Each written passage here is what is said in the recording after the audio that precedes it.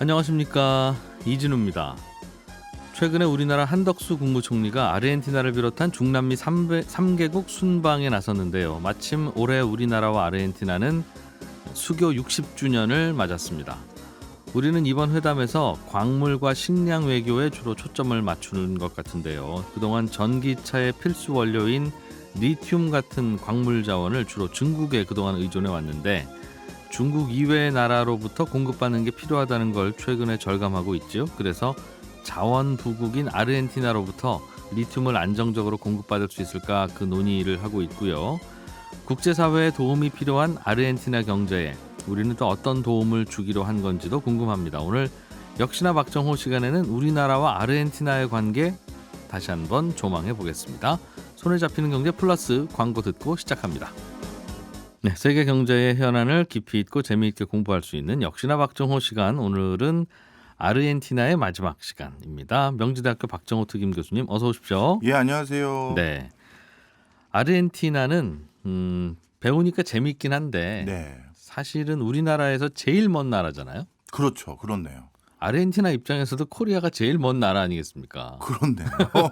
그러면 한번 가면 예. 다신 가고 싶지 않을 수 있습니다. 물론 뭐 멀다고 굳이 뭐 서로 안 친할 이유까지는 없으나 예. 가능하면 주변에서 알아서 해결하고, 정말 한국 아니면 안 돼, 아르헨티나 아니면 이거 답이 없어 하는 것만 협력하겠죠. 그렇습니다. 맞습니다. 예. 왜냐하면 물류 비용이나 이런 것들 또는 제일 많이 드니까. 예, 제일 많이 드니까 정작 아르헨티나 아니면 안 된다라는 것들이 있어야 가는데 네. 그런데 우리나라 국무총리께서 아르헨티나까지 직접 이렇게 달려갔다는 것은 그만큼 아르헨티나랑 할 얘기가 많다 이렇게 보시는 게 맞겠네요. 그렇군요. 아르헨티나는 요즘 경제가 안 좋죠. 이것도 최근 또 업데이트를 더 해봤습니다. 마침 제 아르헨티나 쪽에 있었던 그쪽에 진출해 있는 모 전자의 주재원으로 나가 계신 분이, 교수님 지난번에 코로나 전에 출장 오셨잖아요. 그 사이에 또 바뀌었어요 하면서 우리 송경제 애청자분들이 또 업데이트를 해주세요. 아르헨티나 상황. 예. 그래서 제가 또 뭘 놓치고 잘못 말씀드렸나요? 했더니 잘못 말한 게 아니라 옛날 상황을 말씀드린 것이 하신 것 같은데요. 요즘은 아르헨티나의 환율이 한 17종류 있어요. 그러는 거예요. 그래서 제가 죄송한데 환율이 17종류라는 게 무슨 소리세요? 이제 이 얘기가 이제 시작을 먼저 해야 될 것 같아요. 우리나라는 환율이 외환시장에서 결정되는 거 하나인데 네. 그 나라는 네. 뭐 다르다는 얘기는 들었어요. 암시장에서 거래되는 환율, 뭐 정부가 지정해서 국영은행에 가면 해주는 환율, 뭐 그래봐야 뭐 한 두세 가지지 뭐 17가지나 있을 리가 뭐가 있어요. 맞습니다. 제가 그래서 지난번에 그런 정도 수준 있을 거다 얘기를 드렸는데 그 사이에 어떻게 됐느냐. 아르헨티나에서는 나름대로 이제 외환을 어떻게든 이제 보유하고 환율 급등락을 막기 위해서 네. 정부에서 나름대로 환율을 지정해서 공시를 했는데요. 예를 들어서 월 300달러 이상 해외에서 카드를 사용할 시에 적용되는 관광달러라는 데 적용되는 환율이 있고요. 그다음에 해외 아티스트들의 현지 공연, 전시회, 저작권 송금에 사용되는 문화달러라는 게 또 따로 정해져 있고요. 그다음에 해외 사치품 구매에 적용되는 럭셔리 달러 환율이 다 다르게 정해진 거예요. 목적에 따라서 환율을 다르게 적용한다. 그렇죠. 듣다 처음 듣는 거고요. 그리고 송금하는 금액이 이 목적에 따라서라도 얼마에 한도했냐에 따라서 환율을 다시 정한다는 거예요. 그럼 사치품 같은 거 살 때는 미국 달러를 비싸게 사야 되도록 만들고. 그렇겠죠. 비싸게. 네. 그런데 여기서 이제 우리 당연스럽게 머릿속에 드는 꼼수들 너무나도 많잖아요. 그러게요. 해외에서 공연해서 번 돈을 달러로 아르헨티나에 송금할 때는 그 달러의 가치를 낮게 보고 하겠죠, 그죠? 야, 맞습니다. 노래 한번 하고 뭐 그렇게 돈을 많이 받아? 그런 취지로. 예. 그러면 노래에서 받은 달러는 이거밖에 없어요라고 하고 뒤로 다른 친구한테 야, 너 여기서 라디오 수출해서 받았다고 쳐. 그렇죠. 이런 식으로 할 것 같은데요? 맞습니다. 저도 또 한 가지 꼼수가 바로 생각나더라고요. 비싼 예를 들어 럭셔리 달러를 지불해야 되는데 네. 그게 또 일정 금액 이상이 더 올라가면 더 높은 프리미엄을 붙으니 그냥 저는 마치 다른 두 개를 산 것처럼 결제해 네. 주세요. 충분히 가능하거든요. 볼펜 천자로 샀다고 해주세요. 아, 그것도 가능하네요. 어. 예, 바로 이런 것들처럼 이렇게 환율이 공시돼 버리거나 하는 것도 이해가 안 가지만 그래서 외국에서는 지금 아르헨티나 환율은 어느 걸 따라서 내가 국제 송장을 보내야 되는 거냐 이 문의가 많다는 거예요. 그러다 보니 이제 현지 주재원 분들께서도 야 정말 이제는 더 이상 지켜볼 수 없는 수준까지 가는 게 아닌가 이런 네. 생각을 갖고 있는 상황입니다. 자, 그래서 그럼 아르헨티나는 도대체 지금 경제 상황은 얼마나 뒤숭숭하기에 또 이런 것이냐 이게 궁금하실 수 있는데요. 네. 환율만 가지고 한번 말씀드리면 2014년도에 달러 대비 아르헨티나 페소를 지불할 때 8 정도의 고요한 비율이었어요. 8페소가 1달러. 예. 예. 그런데 최근 2022년 1월 달, 최근은 더 올라갔을 거예요. 1월 달 기준으로 얼마가 되느냐? 132페소로 바뀌어 버렸어요. 8페소가 1달러였는데 네. 이제 132페소가 1달러로 바뀐 거죠.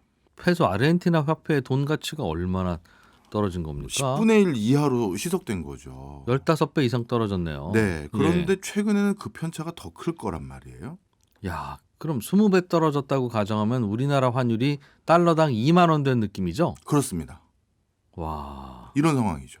이래서 지금 그렇게까지 환율이 급등하다 보니 정부 입장에서는 이걸 어떻게든 착시 효과를 일으키고 싶었던 것 같아요. 그러니까 이 환율이 있고 저 환율이 있고 저 환율이 있으니 뭐 달러당 2만 원 할 수 있는 거지 뭐. 여러 환율 중에 하나지. 그런 느낌이 아닌가 이렇게 생각을 예. 하고 있는 상황입니다. 그 과정에서 아르헨티나 국민들의 1인당 국민소득은 역시 계속 떨어지고 있는데요. 2014년도가 13,000불로 우리나라 코트라에서 집계한 공식 통계였는데 근데 2022년에는 이게 8,000불까지 떨어졌으니 네. 그러니 뭐 국민소득도 한 50%는 아니지만 한 60% 수준까지 떨어진 거죠. 그렇겠네요. 이런 것만 보더라도 최근 아르헨티나 상황이 얼마나 뒤숭숭하구나 이런 걸 충분히 알 수 있는 것 같습니다. 근데 이렇게 나라에서 달러가 부족하면 뭐 하루 한 해 두 해 부족한 거야 외국에서 꿔와서 어떻게 해결이 되지만 우리도 그렇잖아요. 한 해 두 해 뭐 돈벌이 못하면 친구한테 빌리고 은행에서 대출 받고 하지만 이게 뭐 계속 이어지면 답이 안 나오듯이 아르헨티나도 뭐 돈벌이를 좀 해야 그래야 이 나라에서 생산 못하는 뭐 TV나 자동차나 이런 거 사서 쓰지 않겠어요? 맞습니다. 참 그런 차원에서 아르헨티나 국민들이 두둑히 믿고 있는 것들이 항상 있는데 본인들은 부자 나라다라는 믿음이 확고합니다. 아르헨티나가 부자다. 그래서 이게 지금 또 잠시 국가가 또 뭐 예를 들어서 9번째로 10번째로 어려워졌는데 아니면 그 구제금융 신청한 횟수로 따지면 31번째로 어려워졌는데 네. 그런데 이번까지만 또 우리 국가가 가지고 있는 여러 광물 자원이나 농축수산물이나 이런 거 팔아서 급한 불 끄고 이제부터는 다시 뛰어보자라는 마음을 늘 다시 먹으시거든요. 허리띠를 다시 돌라매고 머리끈을 다시 주워매는 걸 이제 11번째든 31번째든 어떤 기준으로 하던 이번에 또 해보자라는 얘기가 또 요즘 아주 자연스럽게 나올 수밖에 없는 호재가 또 생겼어요. 요 고비만 넘기면 바로 저것 때문에 우리는 잘 살 수 있어? 그렇죠. 그게 뭐예요? 그게 바로 또 하나의 어마어마한 자원 가치가 높아지고 있는 리튬입니다. 리튬이 아르헨티나에서 많이 납니까? 네, 이제는 공식적인 매장량 기준으로 아르헨티나가 전 세계 매장량 3위가 리튬이 3위가 아르헨티나인데요. 리튬에 대해서 좀 간단히 말씀을 드리면 그동안 이제 리튬 가격이 급등했어요. 진짜 몇 배가 뛰었거든요. 자동차 배터리에 많이 들어간다면서요? 네, 그리고 뭐 우리 그냥 쉽게 해서 모바일 기기에 있는 모든 배터리는 다 리튬 이온 배터리입니다. 네. 그러다 보니까 21세기 석유라고 불리우는 자원 중에 또 하나가 리튬이 됐는데요. 그런데 이제 리튬 가격이 이렇게 불안정하기도 하고 계속 뛰기도 하니까 전 세계에서 리튬을 많이 사용하는 국가들이 자체적으로 리튬을 직접 채광하기 위한 노력들을 많이 했는데 네. 그 중에 한 국가가 중국이었습니다. 다른 나라에 가서 리튬 캐오는 것도 있지만 그러다가 리튬 가격이 급등하면 본인들이 제품 가격을 유지하기가 어렵잖아요. 예. 그래서 중국 내부에 리튬 좀 있나 살펴보자 했는데 꽤 있는 거예요. 중국 안에도? 예. 예. 그래서 중국도 리튬을 꽤 많이 생산을 하고 있고 네. 그 과정에서 우리나라도 중국하고 거리가 가까우니 배송비가 덜 들 거 아니겠어요? 중국산 리튬 썼겠죠. 그렇습니다. 그렇게 중국산 리튬 등을 쓰고 그랬는데 이제 미국이 이제 중국에서 원자재마저도 수급받아서 제품을 만들면 더 이상 그런 물건을 우리가 수입하지 않겠다. 음. 이렇게 엄포를 놓은 거예요. 네. 그러니 한국 입장에서도 이제 중국산 리튬이 아닌 다른 데서 리튬을 구해야 되지 않겠습니까? 그런데 세계적인 리튬 매장지를 가지고 있는 이제 중국에서 저희뿐만 아니라 일본이나 독일이나 다른 나라들도 너도 나도 저 리튬은 못 쓰게 되니 중국산 리튬은 남겠네요, 이제. 남겠지만 어차피 남아도 그건 못 쓰잖아요. 표면상. 그렇죠. 그러면 나머지 국가의 리튬만 가지고 쟁탈전이 벌어지겠죠. 그래서 이런 것들을 우려해서 한덕수 총리도 전 세계 리튬 많은 나라 또 어디 있어? 했더니 3등이 아르헨티나인데요. 라고 해서 달려가신 거예요. 아르헨티나는 리튬도 많아요? 리튬도 많아요. 와. 이게 거기는- 리튬이 어떻게 많아졌는지 좀 잠깐 재미있게 설명을 드리면 예. 어찌 보면 리튬은 지금 안 팔면 영원히 못 팔 수 있는 자원일 수도 있습니다. 그게 무슨 말이에요? 예, 이거 좀 설명을 드리면요.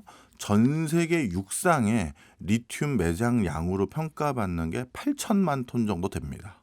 전 세계 땅에 묻힌 리튬이 8천만 톤. 예. 네. 그 중에 이제 아까 말씀드렸던 아르헨티나가 한 3위 정도 되는 거예요. 자, 그런데 원래 리튬이 어디에 많이 용해되어 있냐 하면 바다예요. 바다에 있는 리튬의 양이 2천억 톤이 넘어요. 아, 바닷물에 녹아 있어요? 예, 맞습니다. 그래서 이 바닷물에 녹아 있는 리튬을 이건 정제 과정이 필요하겠죠. 예. 그래서 그걸 우리가 사용할 수 있는 그냥 리튬 형태로 바꾸기 위한 기술을 우리나라도 이미 상업용까지는 아니지만 그래도 기술은 확보를 해놓은 상태고 돈이 좀 많이 드는군요. 아직은 그렇죠. 그래서 기술이 좀 더 채산성이 있는 수준까지 고도화되고 아니면 이제 규모의 경제를 실현해서 단가를 낮춰야 되는데 그것만 되면 우리나라는 삼면이 바다니까. 아, 그렇죠. 바닷물은 뭐 넉넉하죠. 맞습니다. 그러다 보니까 전 세계 바다를 접하고 있는 나라들은 충분히 리튬이 필요할 때는 그런 식으로 조달을 할 수가 있잖아요. 네. 그러니 지금 전 세계 리튬을 육상에서 꽤 많이 가지고 있으면서 네. 우리 이렇게 리튬 나는 나라다라고 하면서 그걸로 돈 벌고 있는 나라들은 약간 고민이 되는 거죠. 아, 마치 그 소금 같은 건가 보네요. 그런다고 할 수 있네요. 소금은 바닷물을 어떻게 하면 나오는데 아직 그 기술을 못 갖고 있을 때는 저 소금도 어디 육지에 바위 같은 데 보면 암염이라고 해서 소금 맞습니다. 있다면서요. 네. 그러니까 암염 장사 빨리 해버려야 나중에 바닷물 퍼다가 소금 만드는 사람 나오면 밀리니까. 맞습니다. 그래서 전 세계적으로 리튬을 크게 매장 가지고 있는 나라들이 지금 이 기술이 점점 고도화되다 보니 바닷물에서 채취하는 안 되겠다. 자원 개발 속도를 좀 빨리 해야겠다. 빨리 팔아야 되겠네요. 네. 리튬을. 그런 이제 손바닥이 마주친 거죠. 네. 원래 호주 같은 나라들은요. 네. 대부분 자신들 지하에 있는 거를 적극적으로 캐질 않아요. 일단 지금 캐고 있는 것만으로도 충분히 국가가 돌 만큼의 수익이 나오다 보니 네. 이건 한정적인 자원들이니 언제 어떻게 더 비싸질지 모른다는 생각들이 있어서 네. 미국이나 호주 이런 데는 많이 안 캐는데 리튬은 이제 특수한 이런 상황이 생기다 보니 빨리 캐야 되겠다. 빨리 캐야겠다. 예. 그래서 우리나라는 필요한 나라고 아르헨티나는 캐려고 빨리 하고 캐야 되는 나라고. 맞습니다. 그래서 손바닥이 마주쳤고요. 대표적으로 우리나라의 포스코 홀딩스라는 회사가 네. 아르헨티나에 염호가 있는데 그 염호에서 리튬을 캐기 위한 사업권을 획득해서 지금 이제 개발을 시작하고 있어요. 염호는 호수인데 네. 호수 물이 짜요. 네. 그렇습니까? 그런 겁니까? 맞습니다. 이것도 좀 전체적으로 설명을 드리면요. 예. 아르헨티나를 비롯해서 중남미 지역에는 이제 높은 산맥이 하나 있죠. 안데스 산맥이라고. 네. 사실 그 안데스 산맥이 지금은 아주 높은 산맥이지만 옛날엔 다 바다 밑에 있었던 것이 융기된 겁니다. 아, 그 높은 산이 바다 밑에 있었어요? 예. 그러다 보니 바다 밑에 있다 보니 그 산맥으로 이제 올라가면서 거기 호수들이 물이 고여서 생겼을 거 아니겠어요? 그렇겠죠. 그것들은 옛날 짠 바닷물 성분을 가지고 있는 염호가 된 거예요. 아, 그러니 그 염호는 일부는 증발해서 예. 그냥 노면이 된 데가 있을 거고 예. 일부는 그냥 염호 호수 자체로 있는 곳이 있을 텐데 그렇겠죠. 바로 거기에 바다에 있었던 리튬이 그대로 남아 있을 테니 증발하고 나면 그렇습니다. 소금도 많을 거고 그렇습니다. 리튬도 많고. 바로 그 사업권 하나를 포스코홀딩스가 가져온 거고요. 몇 년 동안 앞으로 그걸 채광해서 거둘 수 있는 기대 수익으로 네. 포스코 내부에서 기대하는 금액은 35조 원 정도의 수익을 기대할 수 있다고 하더라고요. 어치에 리튬이 나올 거다. 네. 그럼 그런 거는 35조 원 내세요 했을 텐데 아르헨티나가. 그 나름대로 아르헨티나는 그걸 개발할 수 있는 자금원과 기술력이 없거든요. 그러니까 이제 좀 수익은 싸게 이제 팔았군요. 나중에 분배를 좀 해겠죠. 나눠 먹자. 네. 그래서 최근에는 어떻게 보면 새로운 형태로 밸류체인이 들어선 거예요. 예전에는 포스코가 철강석을 어떻게든 재련하면 그걸 조선업이나 자동차 산업에서 쓰고 막 그랬는데 네. 이제는 리튬을 가져오면 우리나라 2차 전지 회사들이 그 리튬을 바탕으로 배터리를 만드는 형태의 밸류체인이 이제 생기는 거죠. 네, 네. 그것을 원활하게 가동하기 위해서 이제 우리나라 정부에서도 이렇게 아르헨티나에 관심을 많이 두고 있는 이유가 있는 거고요. 야, 제2의 산유국이네요, 아르헨티나는. 네, 맞아요. 우리 입장에서 보면. 그다음 하나가 더 있습니다. 네. 아르헨티나에서 가장 급성장하고 있는 산업이 전자상거래 산업이에요. 인터넷 쇼핑몰. 네. 인터넷 쇼핑몰의 특성이 그거잖아요. 최저가. 그리고 더 싸게 물건을 살 수 있다. 왜냐하면 가격 비교가 용이하고 네. 중간 유통 마진이 사라지니까. 근데 지금 아르헨티나 국민들이 제일 걱정하는 게 물가잖아요. 네. 근데 물건을 조금이라도 더 싸게 살 수 있는 방법이 전자상거래래. 당연히 관심도가 급증하기 시작했고 이 전자상거래 비즈니스가 급증하기 시작했는데 네. 이런 거 제일 잘 만들고 구비하고 활성화시켜본 경험이 있는 나라 또 우리나라거든요. 그리고 그 전자상거래 안에서 판매되는 물건들 중에서 정말 아르헨티나 국민들이 선호하는 물건이 진짜 영순위가 우리 한국산이에요. 우리나라 뭐 가전제품? 가전제품, 그다음에 각종 생필품. 생필품들. 네. 예. 왜냐하면 칫솔, 치약도 한국 건 너무 튼튼해. 그리고 정량 정품이야. 뭐 이런 것들. 그리고 화장품이라든가 생필품을 선전하는 그 모델들이 아르헨티나에서 좀 가장 또 각광받는 케이팝 스타들. 아하. 그러다 보니까 이 전자상거래에서 한국산 물건들에 대한 선호도가 높아요. 그래요. 네.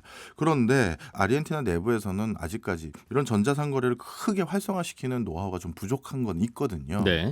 근데 우리나라는 벌써 몇몇 전자상거래 업체들이 터키에서 1등하는 업체도 우리나라 업체고 뭐 이런 몇 개 진출해서 해당 국가에서 1, 2등 하는 데가 있어요. 인터넷 쇼핑몰 만들어 봤으니까요, 우리나라에서. 그렇습니다. 예. 그러니 아르헨티나에서 이제 이렇게 신시장이 열리니 여기에 가서 전자상거래 이 활성화를 우리가 주도권을 잡자. 이렇게 해서 우리 기업들이 많이 진출하려고 하는 거예요. 그러니까 아르헨티나에서 뭐 쿠팡 같은 걸 해본다는 겁니까? 네, 쿠팡, 뭐 11번가, SSG 이런 거를 하는 것들에 대해서 우리 기업들이 관심 되게 많아요. 그래서 바로 그런 관점에서 이게 또 지금 우리가 아르헨티나 할 수 있는 거고요. 네. 그다음에 지금 한국에서도 또 다른 고민거리가 뭐냐면 전기 자동차로 바뀌어가기 시작하면서 기존에 우리가 화석 연료를 기반으로 만들었던 자동차 부품들 이건 어디다 나머지 재고를 털지 어디다 소비하지 이게 관심인데 아르헨티나에서 가장 중요한 산업 중에 하나가 라틴 아메리카 전체에서 아르헨티나의 자동차 부품 산업이 또 3위예요. 그러다 보니까 한국에서 수출한 자동차 또 아르헨티나는 새 차뿐만 아니라 중고차 매매가 많은데 이런 거는 자동차 부품 소모품에 대한 교체 비율이 훨씬 더 잦거든요. 예. 그래서 이런 것들도 수출하면서 지금 가뜩이나 우리 어려운 내수 경제를 활성화시킬 수 있는 좋은 기회 요인이 돼요.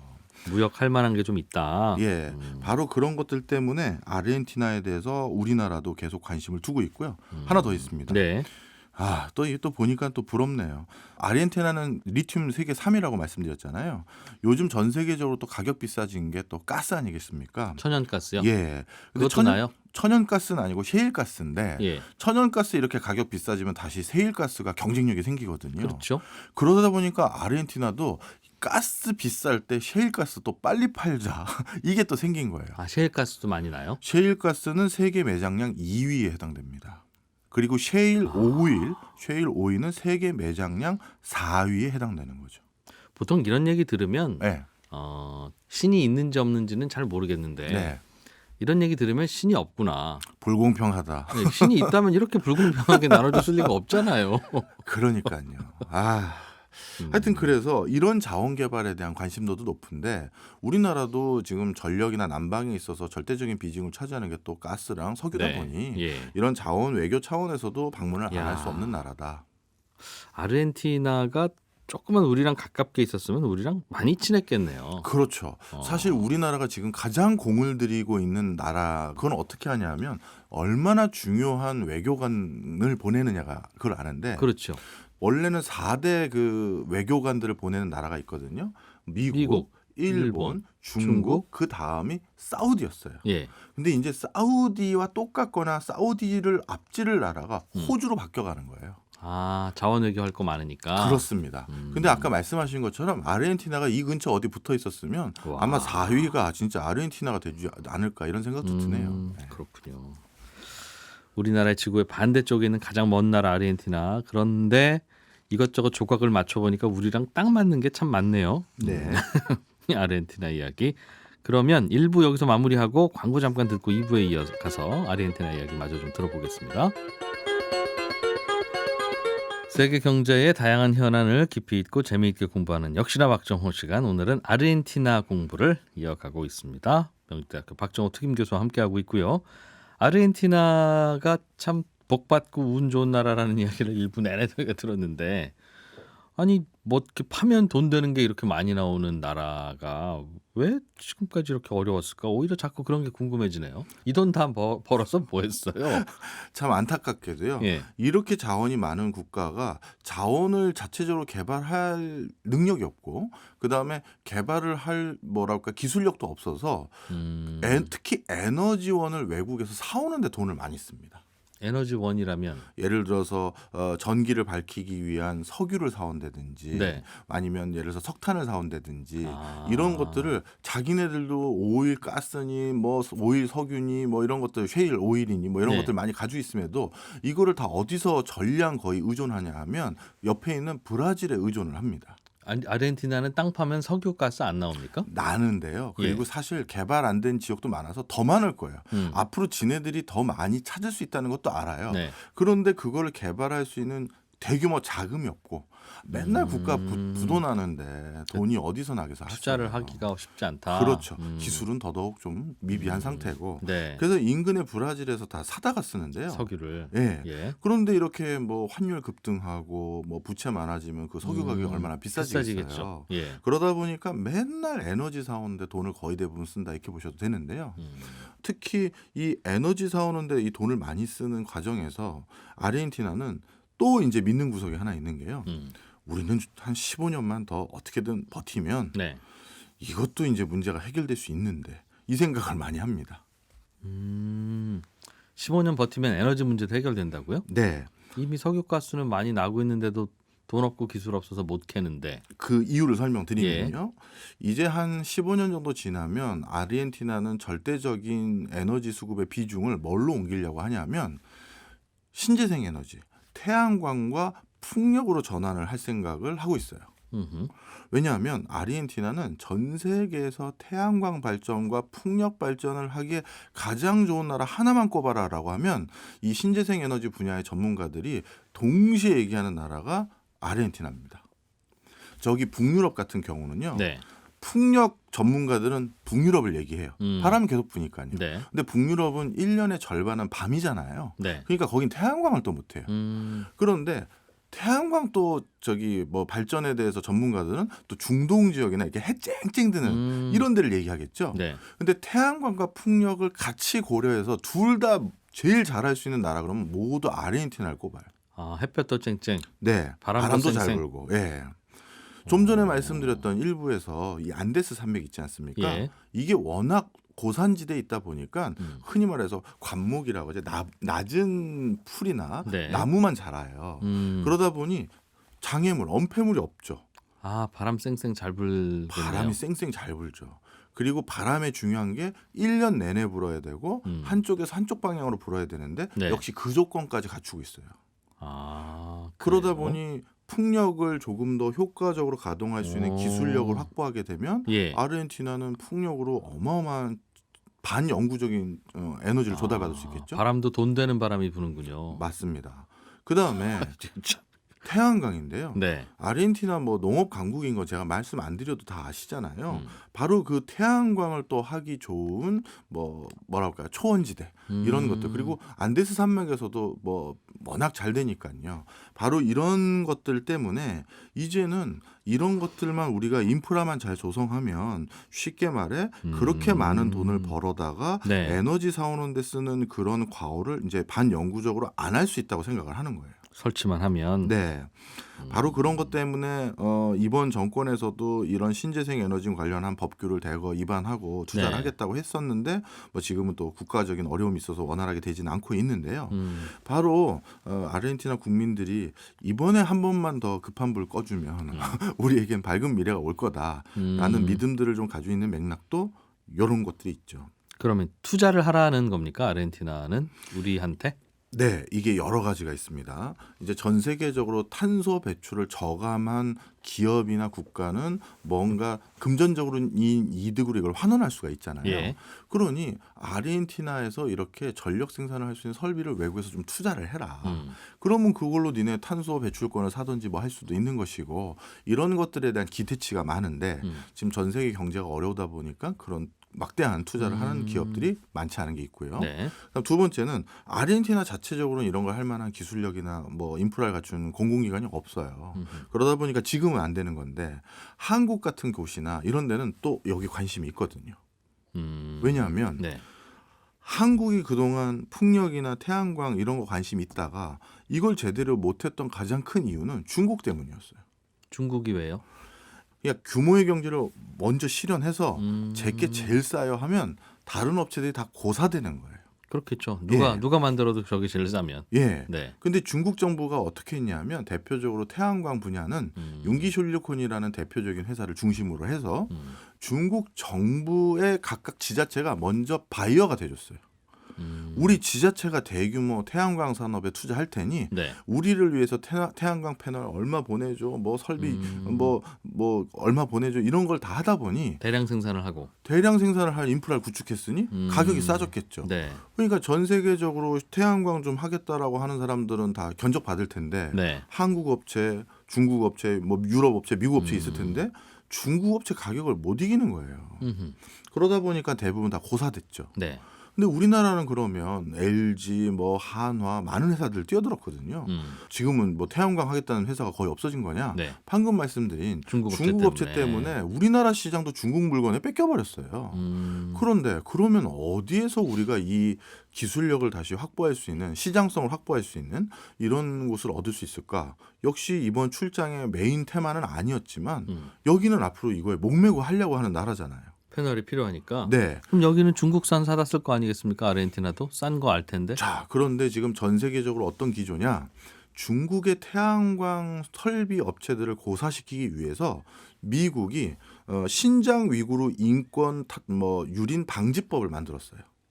이것도 설명을 좀 드리면 네. 아까 말씀드렸던 융기실리콘이라든가 중국의 태양광 업체들이 그 가격을 낮추기 위해서 이용했던 것 중에 하나가 신장 위구르 지역의 설비 투자를 거기에 공장을 많이 했는데 네. 거기에 저임금 근로자들이 많았거든요. 그 사람들을 이제 활용해서 물건 단가를 낮춘 부분이 있었던 거예요. 네. 거기에 물론 필요한 원자재도 근처에 있었던 것도 있었지만, 근데 미국 입장에선 중국의 태양광 저 회사가 전 세계 시장의 거의 90%를 장악했으니 신재생 에너지라는 정해진 미래에 이게 중국 업체 전적으로 의존하게 만들고 싶지 않았을 거 아니에요.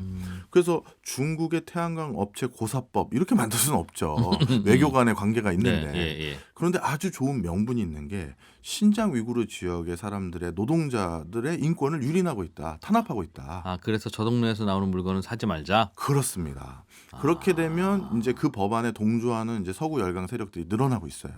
그러면 자연스럽게 아르헨티나에서도 뭔가 우리 기업들이 또 다른 교두보가 마련되지 않겠느냐. 네. 이런 생각을 하게 되는 거죠. 중국의 신장 위구르 지역에. 예. 어디서 들은 얘기인데 그 태양광 패널은 전기가 싸야 만들어지는데 그 동네가 그냥 땅에서 찍 삽으로 긁으면 석탄이 나오는 그런 노천탄. 예. 석탄이 그렇게 많아서 그것에다가 전기 만들면 그렇게 전기가 싸다 하더군요. 맞습니다.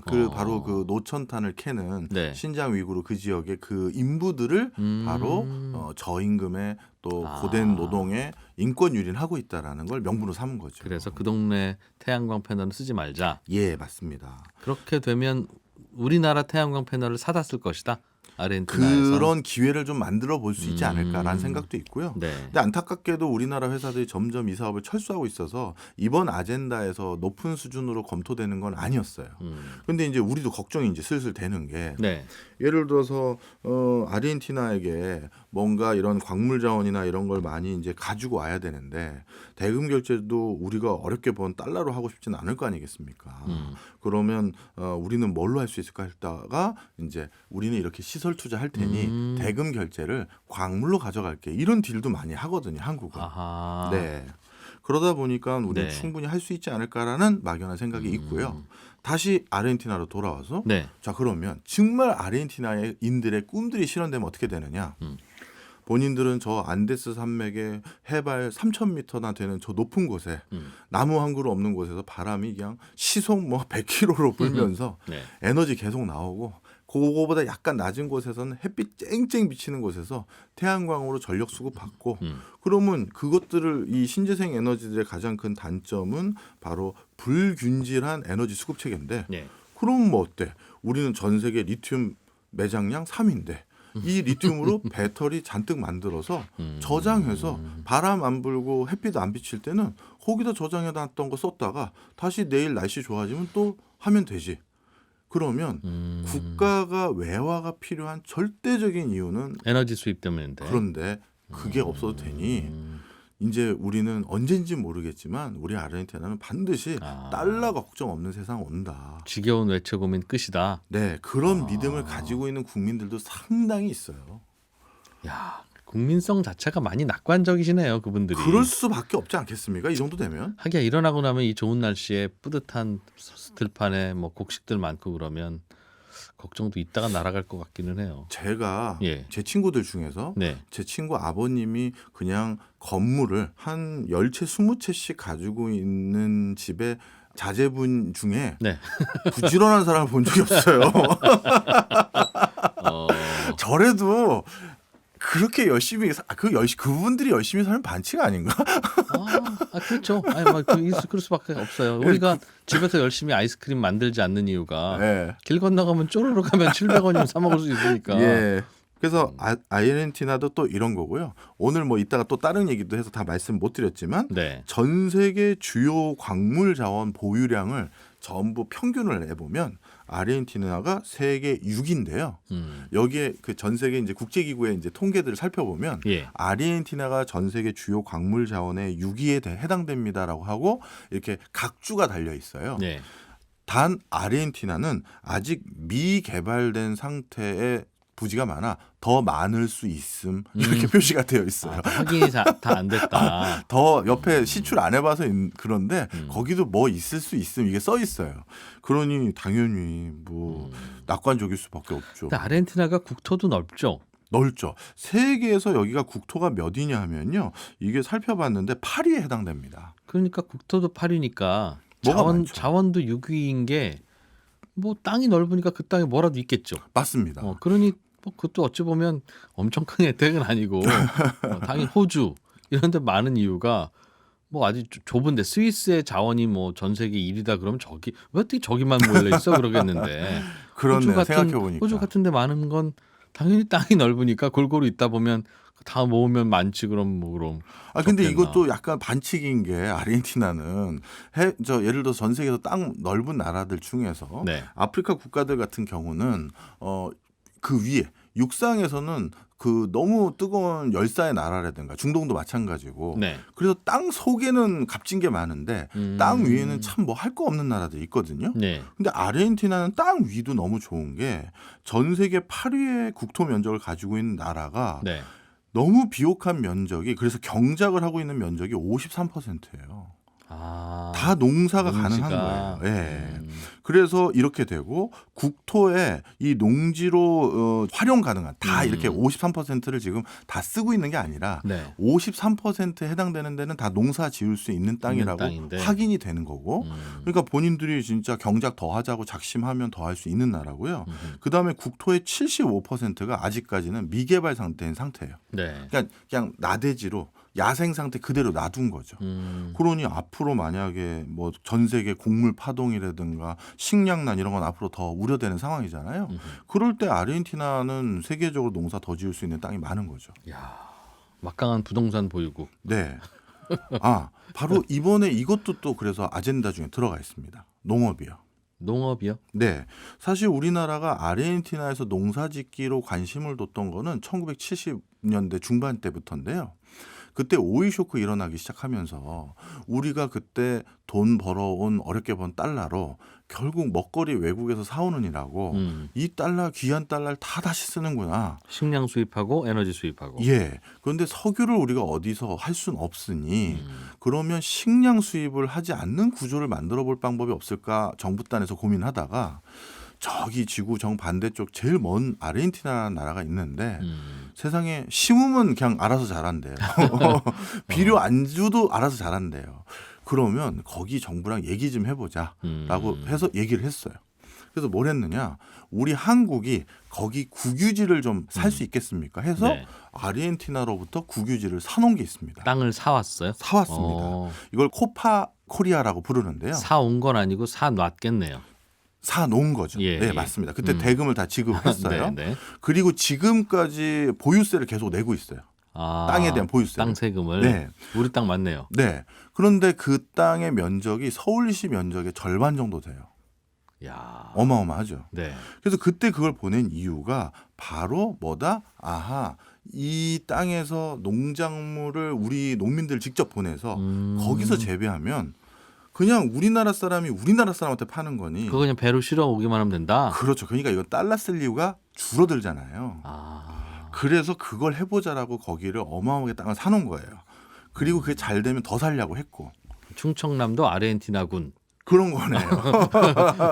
그런 거 하나 만들어 보자. 맞습니다. 네. 이렇게 해서 이거를 이제 만들어 놨는데 안타깝게도 정책 기조가 좀 바뀐 거예요. 그래서 77년에 거기가 문을 닫고 지금까지 그걸 안 쓰고 있어요. 농사 안 지어요? 농사 안 지어요. 근 77년도니까 거의 몇 년 지난 겁니까? 한 40년 되는 그러네요. 거죠. 네. 40년 가까이 지난 이 상태로 계속 그게 그냥 놔둔 땅이 돼버린 거예요. 농민들 보내려고 했는데. 네. 예. 그래서 정부 입장에서는 혹시나 이런 세계적인 곡물 파동이나 이제 밸류 체인마저 어그러지면 다시 그걸 시도해 보려는 움직임도 이번에 좀 타진해 본 게 아닌가 생각도 들어요. 야, 거기서 농사 짓는 사람 손들어 그러면 가실 거예요? 교수님하고 저 같이 한번 가봐도 재밌겠네요. 저도 사실 네. 거길 가본 사람으로서 날씨 좋고 좋다면서요. 네, 네. 좀 땡기긴 합니다. 야, 그런 기회가. 네. 아르헨티나는 우리나라가 부러울까요? 우리는 지금 들으니까 아르헨티나 부러운데? 있습니다. 본인들이 평소에 안일하게 생각했던 게 하나 있어요. 우리가 생존에 필요한 걸 다 자급자족할 수 있다고 생각했던 거거든요. 네. 농사할 수 있고 지하자원 있고 나무 있고. 그런데 이제 농사를 질 때도 지하자원을 캘 때도 나무를 벨 때도 모두 ICT 기기를 사용해야 돼요. 정보통신 기술. 예, 휴대폰으로 전화를 해야 되고 뭘 해야 되고. 그래서 이것들을 다 팔아서 번 돈으로 전부 한국의 값비싼 노트북, 휴대폰, 서버 이런 걸 사거든요. 아르헨티나 농민들이. 네, 거기도 전 세계적으로 수출하려면 어쩔 수가 없잖아요. 와. 그래서 결국 기술 개발을 어쩔 수 없이 선택했던 우리나라가 아르헨티나에게 더 웃는 위치에 있긴 합니다. 참 궁합 잘 맞는 나라예요. 멀리 떨어져 있지만 않으면. 네, 명지대학교 박정호 특임 교수와 함께 아르헨티나 이야기 들어봤습니다. 고맙습니다. 감사합니다. 네, 손에 잡히는 경제 플러스 아르헨티나 잘 다녀왔습니다. 점심 맛있게 드시고 저는 내일 이 시간에 다시 인사드리죠. 이진우였습니다. 고맙습니다.